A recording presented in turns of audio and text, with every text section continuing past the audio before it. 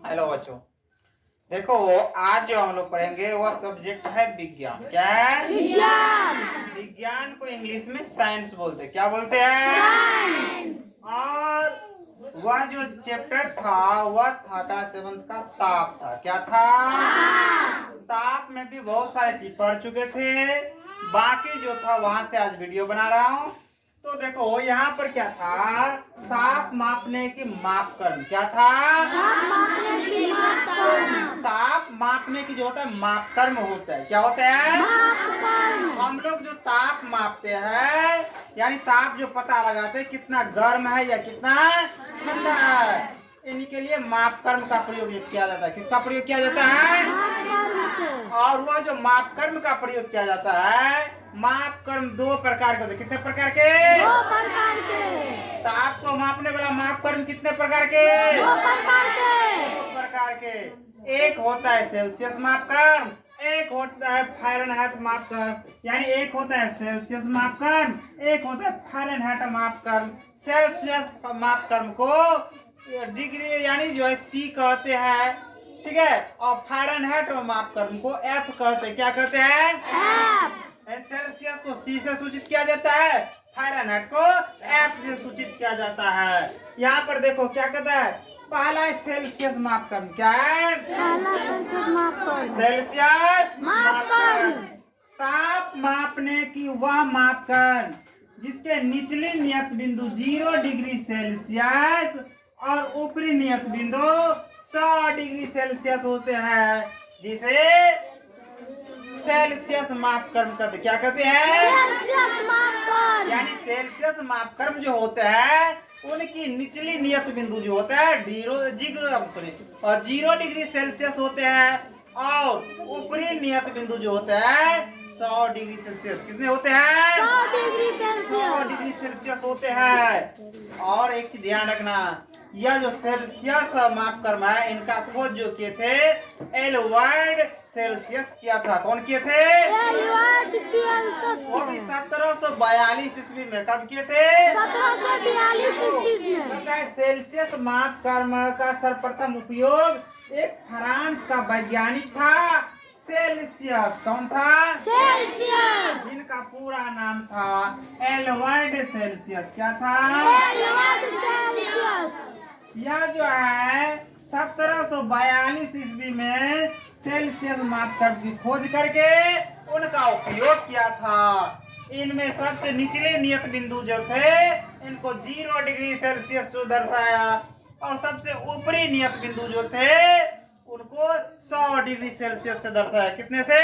100 degree Celsius से। और 0 degree से 100 डिग्री सेल्सियस के बीच 100 बराबर भागों में बांटे। कितने बराबर भागों में बांटे? 100। जिनमें से प्रत्येक भाग को 1 डिग्री सेल्सियस कहा गया। जिनमें से प्रत्येक भाग क्या कहा गया? 1 डिग्री सेल्सियस। फिर दूसरा है फ़ारेनहाइट मापकर्म। क्या है? फ़ारेनहाइट मापकर्म। देखो फ़ारेनहाइट मापकर्म जो है ताप मापने की वह मापकर्म जो 110 नहीं, 120 नहीं, 180 तक है। कितना तक है? 180 तक। हाँ, ताप मापने की वह मापकर्म जो 180 बराबर भागों में बांटा गया है। कितने बराबर भागों में? 180। बांटा तो गया है लेकिन 180 भागों में बांटा गया है, जिनमें से जो है ना उनके सबसे निचली नियत बिंदु जो है 32 डिग्री फ़ारेनहाइट होता है। इसमें 0 देखो सेल्सियस में 0 डिग्री सेल्सियस, जबकि फ़ारेनहाइट में तो जो सबसे निचली नियत बिंदु 32 डिग्री फ़ारेनहाइट होता है। कितना होता है? 32 डिग्री फ़ारेनहाइट में। और सबसे ऊपरी नियत बिंदु जो है 212 डिग्री फ़ारेनहाइट होता है। कितने? 212 डिग्री फ़ारेनहाइट। जिसे फ़ारेनहाइट मापकर देखो ताप मापने की वह मापकर्म जो 180 बराबर भागों में बांटे गए हैं उसके सबसे निचली नियत बिंदु 32 डिग्री फ़ारेनहाइट और सबसे ऊपरी नियत बिंदु 212 डिग्री फ़ारेनहाइट होते हैं, जिसे फ़ारेनहाइट मापकर्म कहते हैं। क्या कहते हैं? फ़ारेनहाइट मापकर्म का खोज जो है फ़ारेनहाइट वैज्ञानिक किया था जो इंग्लैंड के रहने वाले थे। कहाँ के रहने वाले थे? इंग्लैंड के। फ़ारेनहाइट मापकर्म का खोज किसने किया? फारेनहाइट वैज्ञानिक। कौन क्या? फारेनहाइट वैज्ञानिक। वह इंग्लैंड के निवासी थे। कहाँ के निवासी थे? इंग्लैंड के।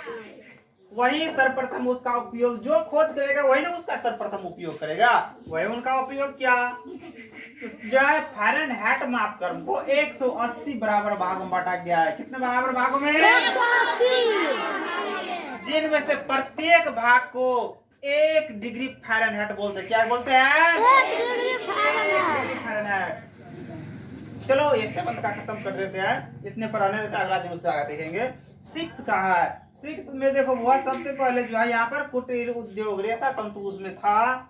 तो कुटीर उद्योग क्या है? कुटीर उद्योग। कुटीर उद्योग का अर्थ होता है छोटा मोटा कारोबार, छोटा मोटा उद्योग, जिसे घर में भी काम पर जो है ला सकते हैं, घर में ही हम लोग कोई चीज बना के बेच सकते हैं। कुटीर उद्योग कम पूंजी कम खर्च में बन जाता है। कुटीर उद्योग, कुटीर उद्योग क्या होता है? कम पूंजी और कम खर्च में होता है। देखो यहाँ पे क्या, कम खर्च में घरों में लगाए गए छोटे उद्योग को कुटीर उद्योग कहते हैं। कम खर्च में आप घर में लगा दे उद्योग, घर में ही निर्माण करने लगे कोई वस्तु और बेचने लगे, वो हो जाता है कुटीर उद्योग। क्या होता है? कुटीर उद्योग। एग्जाम्पल में अगरबत्ती बनाना, अगरबत्ती घर में भी बना लेते हैं। छोटा मोटा जो है इसमें इनकम जो है हम लोग जो है इन्वेस्ट करते हैं और इनसे हम लोग मुनाफा कमाते हैं।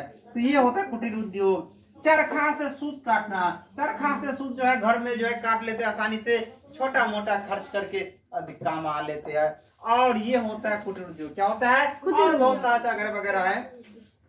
एक होता है अच्छा दान, अच्छा दान को ताना भी कहते हैं। क्या कहते हैं? ताना भी। जो कपड़ा जो बनाते हैं ना, उसमें करदे पर जो लंबाई में बांधा जो जाता है धागा, यानी करदे पर लंबाई में बांधे गए धागे को अच्छा दान या ताना कहते हैं।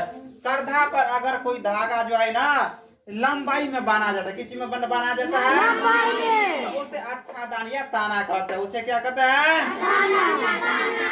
और वही ताना जो बांधते हैं उसके बाद उसमें बाना होता है, यानी उसको बुनते हैं। क्या करते हैं? बुनते हैं। देखो करधे पर यानी बाना को होता है, करधे पर चौड़ाई में पिरोए जाने वाले धागे को बाना या भरनी कहता है। यानी करधा पर जो है लंबाई में बांधे, उसमें चौड़ाई में आप जो है धागा पिरोएंगे, बारी बारी से धागा पिरोएंगे, धागा पिरोएंगे, जैसे पटेर बनाते पटिया, क्या कहते हैं, लंबाई में जो है ऐसे ऐसे ऐसे ऐसे बहुत सारा जो है उसमें जो है रस्सी लगाते हैं। फिर उसमें जो है जो जिस चीज का पटिया बना होता है, जैसे प्लास्टिक का जो उसमें सूत होता है, या अगर हम लोग को जो कोई मोती का जो होता है, मोती वाला अपने लोग के यहाँ होता है एक घास, उनकी जो है बनाना होता है पटेर, तो क्या करते हैं उसमें भी जो है पिरोए जाते हैं, चौड़ाई में पिरोए जाते हैं, लास्ट में क्या करते हैं सबके पूरे को बराबर कर देता है, ये बन जाता है पटेर। क्या यानी पटिया। क्या बन जाता है? पटिया। इसी तरह से करधा पर लंबाई में जो बांधा गया धागा वो अच्छा दान होता है। उसके बाद जो है बाना होता है, करधे पर चौड़ाई में पिरोए जाने वाले धागा, उसमें फंसाने वाले धागा को बाना या भरनी करते हैं, यानी उसे भरते हैं। क्या करते हैं? फिर होता है हस्तकरधा। देखो हाथ से चलाए जाने वाले करधे को हस्तकरधा बोलते हैं। एक करधा ऐसे होता है कि हाथ से चलाते रहो और उससे सूत काटते रहो, यह होता है हस्तकरधा। क्या होता है? हस्तकरधा। एक होता है आजकल जो आधुनिक समय आ गया, विद्युत से चलने वाला हर उपकरण आ गया है, तो वही करधा को जो है डिजिटल समय में बदल दिए, बिजली से चलने वाला यानी विद्युत करधा। देखो कहता है बिजली से चलने वाले करधे को विद्युत करधा कहते हैं। जो करधा बिजली से चलता है उसे क्या कहते हैं? विद्युत करधा। जो करधा बिजली से चलता है उसे क्या कहते हैं? विद्युत करधा। यानी बिजली से चलने वाले करधा को क्या कहते हैं? विद्युत करधा। समझ में आया? हाँ। ठीक है, इतने आज रहने दो, अगला दिन फिर जो है इससे आगे पढ़ेंगे। ठीक है।